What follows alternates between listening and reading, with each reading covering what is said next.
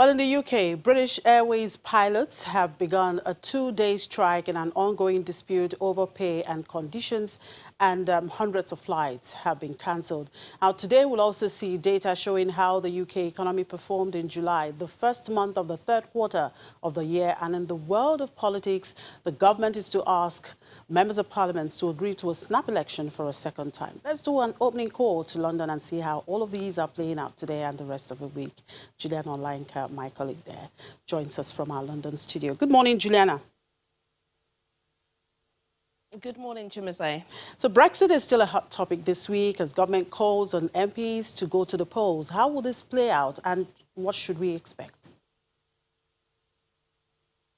Well, to say that Brexit has turned into an utter shambles, I would say is an understatement, really. There really is chaos up and down the country, within the House of Commons, within media organisations. It seems like everybody is going at it at the moment. Right now, Prime Minister Boris Johnson has just wrapped up a meeting with Leo Varadkar. He's the Irish Prime Minister in Ireland, in Dublin. And, you know, it was not that sweet. Leo Varadkar, of course, is one of the most contentious leaders within the EU. Why? Because of that Irish backstop. Boris Johnson thinks that's the only thing that's stopping a deal from passing through. And Ireland, as well as the rest of the EU 27, believe they can't remove that from the bill. Last week, members of the House of Commons were backed by the House of Lords in getting this bill through. And this bill basically would mean that Boris Johnson cannot leave the EU without a deal if a deal isn't reached by the 19th of October.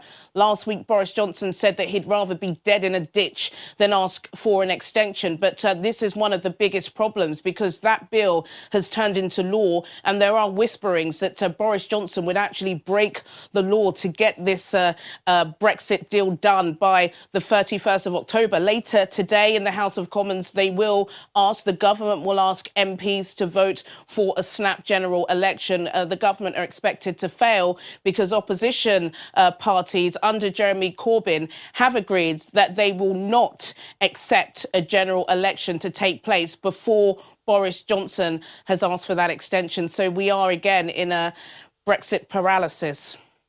Well, aside from Brexit, data showing how the UK economy performed in July will be released. How are the markets holding up ahead of this? Well, that data from the Office of National Statistics is out, and what it's shown at the moment is that the UK economy did grow in July by about 0.3%.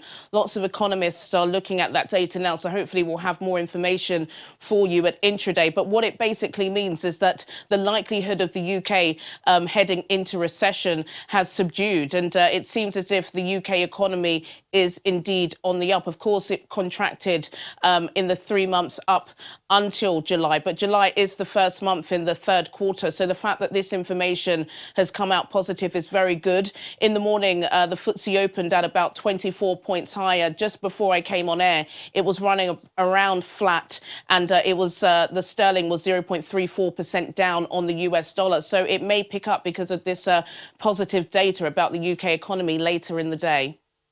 All right. Well, interestingly, the British Airways has started its two-day strike. I'm sure you'll give us update on that at intraday. Thank you, Juliana.